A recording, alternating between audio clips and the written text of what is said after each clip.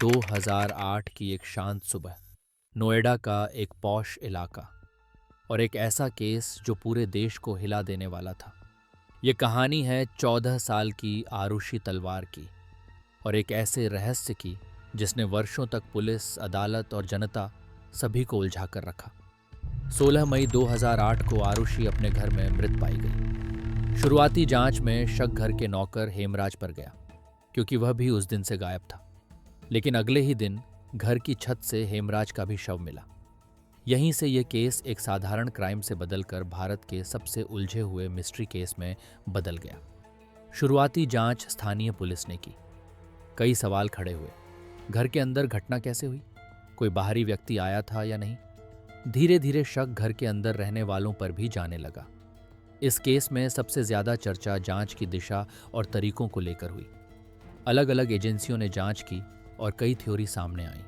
कुछ रिपोर्ट्स में बाहरी लोगों की संभावना बताई गई, तो कुछ में परिवार के अंदर शक जताया गया। यह केस सिर्फ कोर्ट तक सीमित नहीं रहा। मीडिया में लगातार चर्चा, बहस और अनुमान लगाए गए। देश भर में लोग इस केस पर अपनी राय देने लगे। कई लोगों ने जांच एजेंसियों पर सवाल उठाए। वहीं कुछ लोग मानते थे कि सच सामने लाने में समय लग रहा है।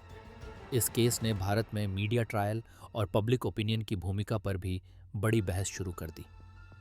बाद में यह केस सीबीआई को सौंपा गया। जांच के दौरान कई सबूतों और गवाहियों का विश्लेषण किया गया।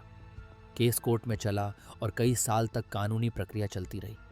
2013 में एक ट्रायल कोर्ट ने आरुषि के माता पिता को दोषी ठहराया, लेकिन 2017 में इलाहाबाद हाई कोर्ट ने सबूतों को पर्याप्त नहीं मानते हुए उन्हें बरी कर दिया।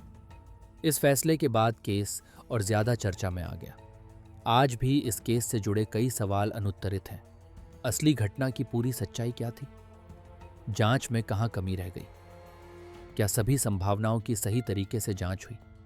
इसी अनिश्चितता ने इस केस को भारत के सबसे बड़े मिस्ट्री केस में से एक बना दिया। इस केस ने भारत की क्रिमिनल जांच प्रणाली, फॉरेंसिक सिस्टम और मीडिया एथिक्स पर बड़े सवाल खड़े किए। इसके बाद कई मामलों में जांच प्रक्रिया को बेहतर बनाने की जरूरत पर जोर दिया गया।